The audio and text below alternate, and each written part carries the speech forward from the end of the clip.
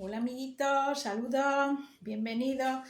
Bueno, hoy, como el título indica, voy a tratar sobre...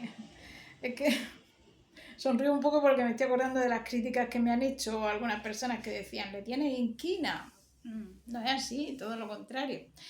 Bueno, voy a tratar el tema de que no se puede comparar, entiendo yo, el siglo de oro español con la Ilustración, y también vamos a hablar de la Revolución Francesa, eh, porque Jesús G. Maestro pues compara el siglo de oro español, que yo no cuestiono nada de lo que dice sobre el siglo de oro, lo compara con la Ilustración, y claro, en desmérito de la Ilustración. Y también habla de la Revolución Francesa con desmérito, ¿no? Entonces, de ese tema es de lo que yo voy a tratar. Yo entiendo que no se pueden comparar el siglo de oro con la Ilustración porque aunque la Ilustración se refiere, para hablar en resumen, se habla del racionalismo y él compara el racionalismo del siglo de oro con el racionalismo de la Ilustración, es diferente, se refiere a más temas, por eso no se pueden comparar. Cosas que son desiguales no se pueden comparar.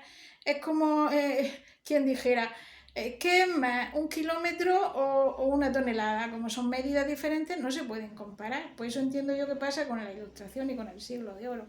Al ser cosas diferentes, aunque tengan el elemento común de la racionalidad. Porque la Ilustración, que surgió en el siglo XVII y XVIII,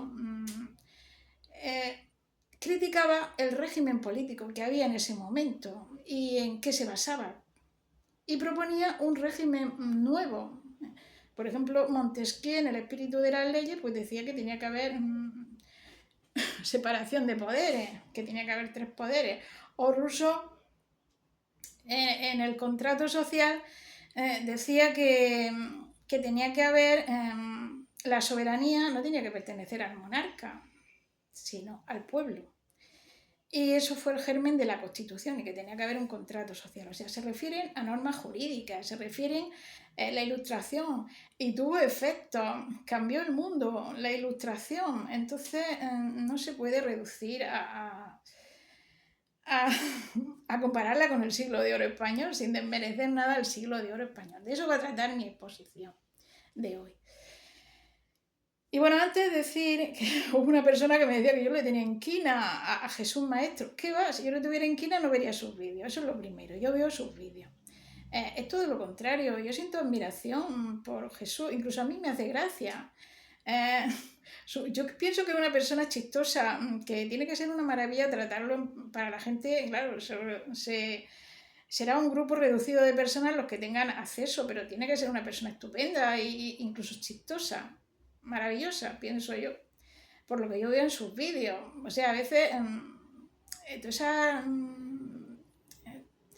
broma, esa ironía, a mí me hace gracia más que un chiste. Y por cierto, que ahora estoy viendo, pero no lo he visto todo, los vídeos de Paolo Prodi, lo de el hurto a lo largo de la historia, y son unos vídeos interesantísimos. De hecho, en uno de ellos, cuando habla de las globalizaciones, habla de una globalización del Imperio Español, dice, y la verdad que yo nunca me habían hablado de eso. Y dice que no lo reconocen en ninguna parte. Y tiene razón. O sea, yo escuchando ese vídeo me quedé anonadada de sorpresa y muy grata. Incluso pensaba hablar de eso. Bueno, dice que hubo una globalización en esos vídeos del Imperio Español. Y es cierto. Es más, es que había hasta había monedas españolas de esa época que circulaban por todo el mundo. Y el dólar es por la moneda española, por lo que tiene el símbolo ese, o sea. Y luego también decía que había la escolástica española, por eso me quedé muerta. Iba a hacer un vídeo de ese tema, pero no tengo datos, ¿no? Y la verdad es que lo que decía de la escolástica española, si es así, que seguro que será, debería de estudiarse incluso en la Facultad de Derecho, ese tema. Yo creo que tiene razón en que España está denostada, que no se nos valora, nosotros mismos no nos valoramos, ¿no? Y eso es muy importante. A mí me han hecho pensar mucho eso, es un tema que yo voy a tratar. Pero bueno, entonces yo pienso que este hombre está muy patriota, cosa que yo también comparto. Entonces, claro, admira tanto al siglo de oro español que yo creo que se emociona cuando habla del siglo de oro español y claro, y cuando las emociones nos embargan, o sea, eso es algo normal y está descubierto, está demostrado científicamente. Cuando una persona normal, o sea, eso no es síntoma de anormalidad, es síntoma de normalidad. Cuando una persona, a mí me ocurre también, nos embargan las emociones, porque tenemos una parte emocional y luego otra parte racional. Parece que es como si hubiera un clic que la parte racional se apaga. Entonces yo creo que lo que ocurre es que cuando compara, claro, con toda racionalidad también, porque a la ilustración se la conoce teóricamente como el racionalismo. Claro, cuando compara el racionalismo de, del siglo de oro español, lo compara con el racionalismo de la ilustración, pues claro, desmerece la ilustración. Por ejemplo, el otro día decía en un anuncio, ¿cómo se atreven? ¿Qué dicen de Rousseau? De que era un racionalista. Pues mucho más racionalista era y mucho antes Quevedo.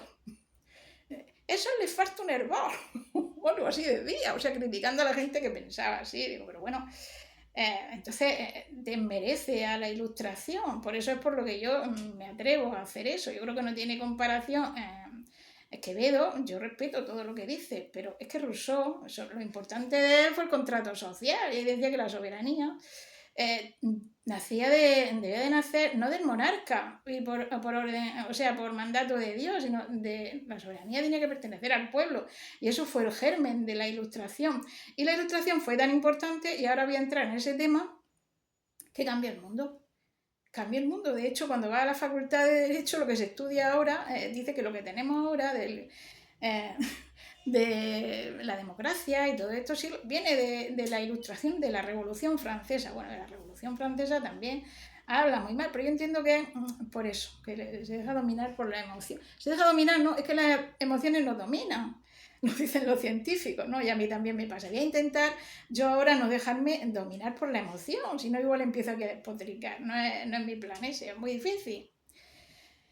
Bueno, como no tengo aquí apuntar alguna cosa, pero vamos a ver.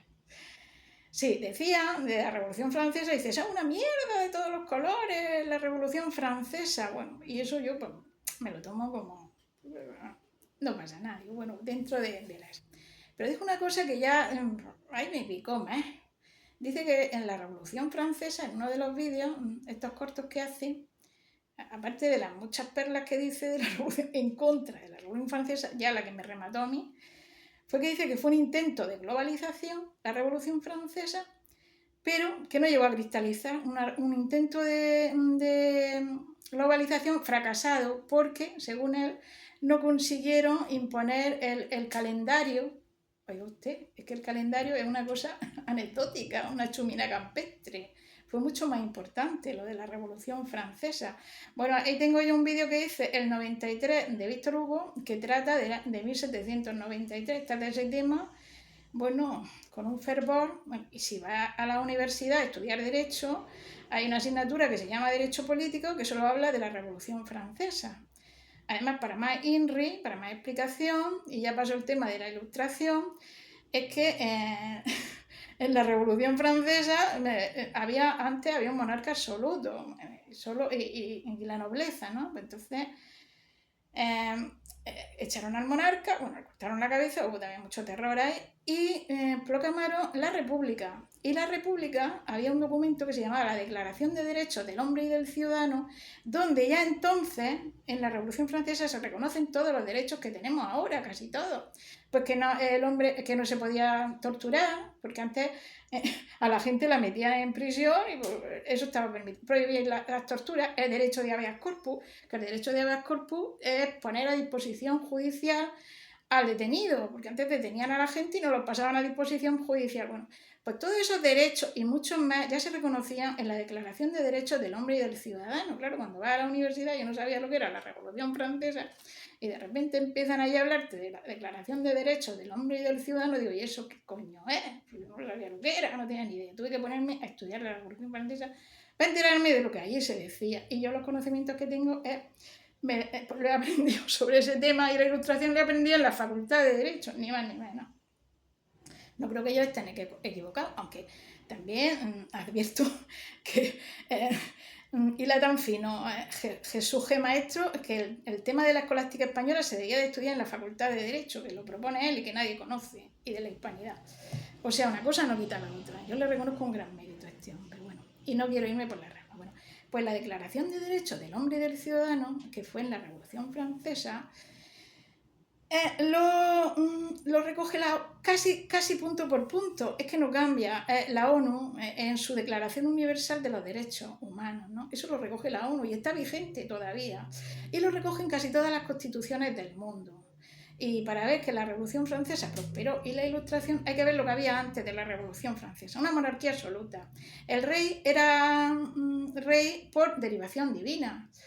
Y bueno, y no pagaban impuestos, la nobleza y el rey tenían todos los privilegios. O sea, había más absolutismo, era una monarquía más absoluta todavía que en la Edad Media. El antiguo régimen, se llama, lo que había antes de la Revolución Francesa. Pues todo eso cambió con la Ilustración y con la Revolución Francesa. Entonces yo creo que es apropiado que yo aquí, por mucho que comparto también mi patriotismo con España, y por cierto, tanto que habla de España, ¿por qué no habla de que aquí fuimos? Es para sentirnos muy orgullosos de la guerra de la independencia cuando le plantemos cara a Napoleón. Eso fue algo fenomenal de los españoles, ¿no? Que se creó la guerra de guerrillas. Eso también es a favor de España. O sea, yo estoy a favor de España.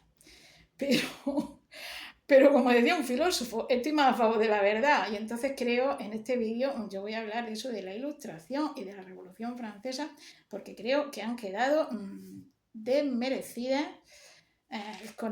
compararlo con el siglo de oro español, ¿no? Bueno, la Ilustración surgió en el siglo XVII y XVIII y principalmente tuvo muchos aspectos, en el aspecto científico. Hume también surgió en Inglaterra, en Francia.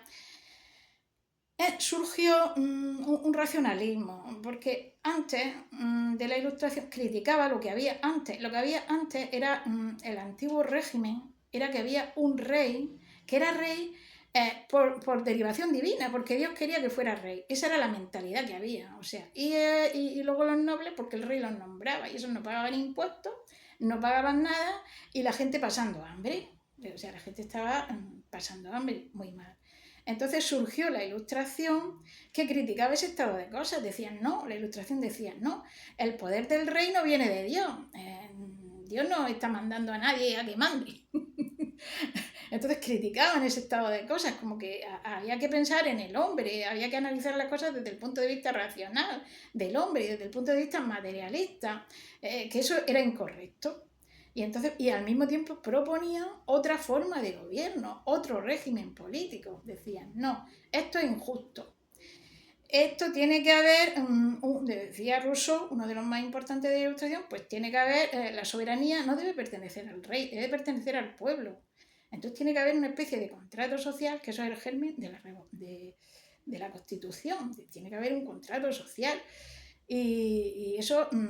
Y los ciudadanos tienen que votar, tienen que decidir, tiene que haber democracia. Luego, Montesquieu, en su espíritu de las leyes, pues decía que tiene que haber un régimen así, diseñaba un régimen y tiene que haber una separación de poderes, no el poder en el rey. Y eso yo entiendo que es lo más importante. Son normas jurídicas, por eso no se puede comparar con el siglo de oro español, porque el siglo de oro español entiendo yo que era literatura y se refería a la vida cotidiana, pero no se refería a que ese régimen había que demolerlo y que había que crear otro régimen jurídico nuevo, por eso no se puede comparar. Eso es lo que yo entiendo. Y bueno, esto tuvo sus efectos prácticos, ya antes de la Revolución Francesa. Efectos prácticos, los monarcas ilustrados. Hubo monarcas, como por ejemplo Federico de Prusia o Carlos III aquí en España, que a través de la ilustración se ilustraron ellos y vieron que no, que había que mirar por el pueblo. Y entonces eso es reconocido con una frase que decía, todo para el pueblo, pero sin el pueblo. Entonces, o sea, ya tuvo efectos prácticos en los monarcas ilustrados, que hubo varios, ¿no? Uno de ellos, ya digo que fue Federico de Prusia. Federico de Prusia era amigo de Voltaire. Por cierto, a Voltaire Jesús Puente también dice que será un bufón, que nada. Yo entiendo que no, pero bueno. Era amigo de Voltaire, Voltaire lo visitó, Voltaire también era amigo de Cristina de Suecia, y entonces hicieron reformas en su país, los monarcas absolutos, por la ilustración. Ese es uno de los efectos que tuvo la ilustración. Otro efecto. Los Estados Unidos era una colonia de Inglaterra. Entonces, en aquellos tiempos, la única forma de poder que había era un rey mandaba en Inglaterra, un rey mandaba aquí, otro rey aquí, todo. Pero en la ilustración decían, no, eso no es correcto, tiene que haber separación de poderes, tiene que haber democracia. Entonces los Estados Unidos, es que esto ocurrió antes de la Revolución Francesa, los Estados Unidos cuando consiguieron vencer a la metrópoli, a Inglaterra, y se dieron la independencia, ¿qué hicieron? Pues cogieron la idea de la ilustración, como ellos no tenían allí para poner un rey, pues claro, ese país que se independiza se tiene que organizar de alguna manera, pues tomaron la idea de la ilustración, de Rousseau, de Voltaire, y entonces esa fue la primera constitución de la ilustración. Y esa fue la primera constitución que hubo en base a la ilustración, ¿no? Y porque fue por el 1770 y tanto, ¿no? Bueno, y cuando algo se hace realidad, pues ¿qué pasa? Que otros copian. Entonces, posteriormente, en Francia, ocurría que no pagaban impuestos los nobles, ni el rey tampoco. Bueno, el rey vivía a cuenta de todo el mundo, ¿no? Ahí estaba Luis XVI, creo que era, ¿no? Un monarca absoluto, totalmente, ¿no? El pueblo pasaba hambre y los nobles y los reyes a vivir como... y surgió una nueva clase social. A raíz de la revolución industrial surgió una nueva clase social que era la burguesía. Entonces, la burguesía eran los empresarios. Los empresarios tenían que pagar impuestos, claro, y no estaban de acuerdo. Entonces, el rey reunió al estamento, a las cortes, que había que reunirlas para subir los impuestos. Y entonces, en esa reunión de las cortes, pues ahí hubo, que no voy a empezar aquí, tenían un voto, tenía representación el clero, la nobleza con el rey, y otro estamento era la burguesía y el pueblo. Y claro, como los otros eran mayoría, entonces pidieron los burgueses que se votara por cabeza. Y ahí, pues, hubo ahí un tejemaneje, quien quiera que lo mire mejor, ¿no? El caso es que llegaron a un arreglo, el rey tuvo que ceder, y bueno, y eso fue el comienzo de la Revolución Francesa, que no era violenta en un principio, ¿no? En principio se dejó al rey, pero el rey tenía como un poder ejecutivo y, en fin, que ahí estaba como repartir el poder. Pero ¿qué pasó? Que el rey bloqueaba las decisiones de los otros. Entonces ya ahí se armó la Revolución Francesa. Y bueno, hay también un momento en que ya Jesús llega a decir, a criticar a no me acuerdo quién, a un autor que dice, vamos, dice Jesús, dice, vamos, dice fulanico que la revolución del pueblo, que cuando empezó a mostrarse el pueblo fue en la Revolución Francesa. Ese es que no ha leído a Quevedo ni ha leído que sí, en el siglo de oro que era antes. Bueno, está muy bien. Lo que él decía era que uno se había sublevado contra el poder, y Jesús decía eso. Pero bueno, es que tenía razón ese autor, porque en la Revolución Francesa, ni más ni menos, que tomaron la Bastilla mujeres, niños, campesinos con pinchos. O sea, y esa sí que fue una revolución del pueblo. Es que, bueno, ahí tomaron la Bastilla, luego, que era la cárcel donde estaban los esos, luego, porque ¿qué estaban pasando? Hambre. Bueno, cuentan una anécdota que dice, van la gente, mujeres, niños, van al palacio donde están los reyes allí muy cómodos y muy rechonchos, diciendo, tenemos hambre, no tenemos pan. Y entonces alguien dijo, pues dice María Antonieta que si no tenéis pan que comáis tortas. Bueno, esto se ve que fue un dicho, ¿no? Y entonces ya a la gente se le hincharon los huevos, dijeron que vamos a comer tortas y va a estar todo, ven para acá. Y se metieron todos ahí con corbilla, con lo que llevaban, tuvieron que huir, se metieron en el palacio, cogieron la comida, porque era gente que estaba desesperada, es que tenían hambre, ¿no? Entonces, bueno, lo que dicen en la universidad, en la facultad cuando se estudia, es que la Revolución Francesa fue una revolución burguesa. Burguesa porque fueron principalmente pero burguesa y del pueblo. El pueblo apoyó. Y había un partido que eran los jacobinos, que eran más extremistas, que movía mucho a la gente. Eran como, digamos, la izquierda de ahora, como muy bien dice Jesús cuando habla de los jacobinos, ¿no? Eran como la izquierda. Entonces eso movían a multitudes, ¿no? Y claro, y ganaron elecciones. Y fueron muy extremistas, ¿no? Entonces convirtieron la República en el periodo del terror, Robespierre, Morat, Danton, y mataron a mucha gente, cortaron a muchas cabezas. Eso es la parte oscura de la Revolución Francesa. Bueno, pero tiene otra parte luminosa, que fue el germen de lo que tenemos ahora. No, que ahora haría falta otra cosa, quizás.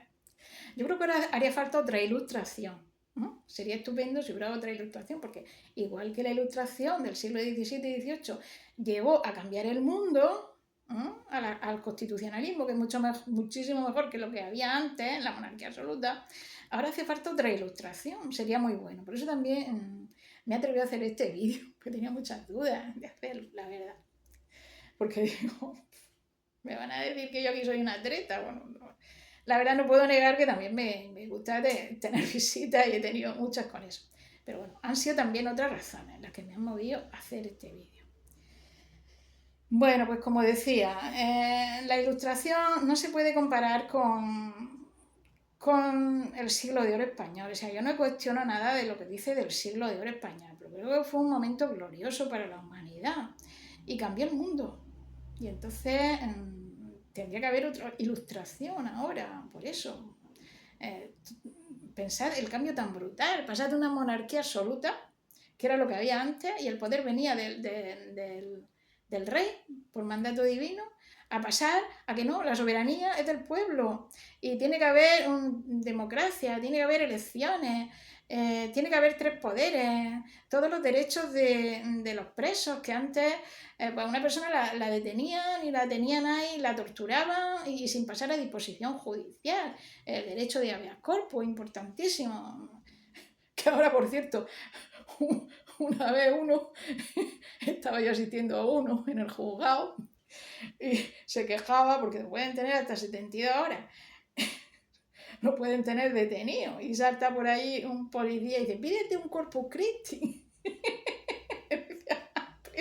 Al que estaba detenido. En lugar de decir una habeas corpus, decía un Corpus Christi. Y a mí eso me hizo mucha gracia. Bueno, pues todos los derechos que tenemos ahora. De hecho, podéis, si queréis más información, tengo un vídeo que se llama Víctor Hugo, el 93, comento esa obra, que es más que una novela, parece que es digamos, una crónica, porque bueno, era muy de izquierda Víctor Hugo, bueno, ese era un panfletario total. De hecho, me puse a leer de Víctor Hugo Historia de un crimen y digo, ¿qué será esto? Bueno, Historia de un crimen trata con pelos y señales a cada paso el golpe de estado que dio Napoleón III, el sobrino de Napoleón. Y bueno, eso parece un panfleto. Digo, esto no es una novela, y es que medio repelú. Llega a decir, cuando se da el golpe de estado, que contándolo paso por paso, aparece Eugenio Sué. Y llega un momento que se tira a la calle a ver lo que estaba pensando la calle y dice, esto hay que lanzarse. O sea, a la gente la animaba porque se lanzaran contra el golpe de estado. Dice, Víctor Hugo, la gente decía, ten cuidado que te van a matar. Dice, pues si me matan, que me cojan y me suben en peso. Decir, este ha muerto. Tírate para la revolución. O sea, revolucionario total. Bueno, tenía razón, en aquellos tiempos fue. Bueno. Y bueno, ¿qué iba a decir yo? Pues ya se me ha olvidado. Me he olvidado lo que iba a decir. Y como soy tan vaga, otro vídeo no hago. Porque me acuerdo, bueno. Porque fue muy importante la ilustración, entiendo yo. y la Revolución Francesa también, y que no se pueden comparar con el siglo de oro español sin desmerecer yo el siglo de oro español, porque son cosas diferentes. Lo que es diferente no se puede comparar. Yo entiendo que se emociona, está muy Jesús, maestro, pues está muy emocionado con el siglo de oro español, que tendrá toda la importancia que él dice. No entiendo que no. Ya al emocionarse, pues claro, pues ya un poco despotrica contra lo otro que compara, ¿no? Contra las cosas que compara. Y me parece injusto. Yo creo que cada cosa hay que darle su justo precio. No se puede decir que la Revolución Francesa no prosperó, como él dice, porque sí prosperó. Y lo que tenemos ahora viene de la Revolución Francesa, viene de la Ilustración. La democracia, la separación de poderes y todo. De hecho, ahora están atentando aquí en España con la separación de poderes. Eso es como, son cosas esenciales con la democracia, tiene que haber separación de poderes, ¿no? Y bueno, ahora vivimos un mundo muy extraño, no sabemos hacia dónde vamos. Están muy bien los vídeos que hace ahora sobre Paolo Prodi, son muy interesantes, no lo he visto todo porque no he tenido tiempo, pero los voy a ver. Y bueno, y es muy interesante lo que ahí se dice, como que vamos a una globalización, que el comercio, los amigos del comercio, dice, son los que están tomando el poder, y bueno, es una maravilla escucharlo sobre ese tema y yo lo voy a seguir escuchando. Y bueno, yo espero no haber ofendido a nadie. Y si lo he hecho, pues pido disculpas, no era mi intención. Y bueno, yo creo que es necesario otra ilustración, ahora mismo como solución a los problemas del mundo. Gente que escriba, como en su tiempo escribieron los ilustrados, proponiendo soluciones, haciendo críticas de lo que hay ahora, que es lo que hicieron los ilustrados, haciendo críticas del sistema político que hay ahora y proponiendo otro sistema.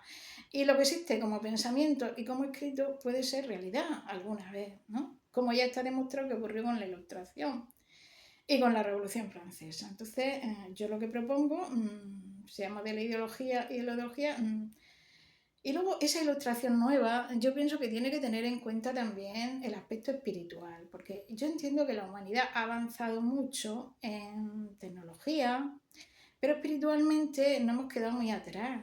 Yo estoy leyendo a Aristóteles, leo a Séneca, y bueno, esa gente espiritualmente era otra espiritualidad muy superior a lo que tenemos ahora. Entonces hay que avanzar espiritualmente. Yo pienso que el alma sí existe y ya la física cuántica pues está demostrando que es posible que exista otra dimensión y que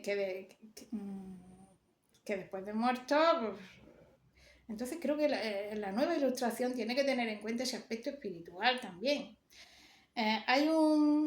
Yo veo unos vídeos, hay un cirujano que es profesor, un profesor de universidad, ¿no? Muy mayor, que está jubilado, que se llama Manuel Segarra, me parece que se llama, bueno, que está haciendo unos vídeos y habla de la supraconciencia, de que él ha hecho muchos experimentos con gente que han tenido experiencia cercana a la muerte y que cree que es posible que exista otra dimensión, ¿no? Yo pienso que lo que tenía de malo la ilustración es que era demasiado racionalista, demasiado materialista. No ve el aspecto espiritual del hombre, todo mucho empirismo. Entonces, la nueva ilustración que debe ver ahora debe ver también el aspecto espiritual. Tenemos que avanzar en ética también y en espiritualidad. Yo pienso que esa falta de espiritualidad es lo que hace que mucha gente, claro, si ven la vida solo como lo material, pues al final, cuando consigues lo material, eres infeliz también, pues crea mucha frustración. Y hay que ver también el aspecto espiritual. Bueno, amiguitos, pues ya termino. Venga, saludos, besitos.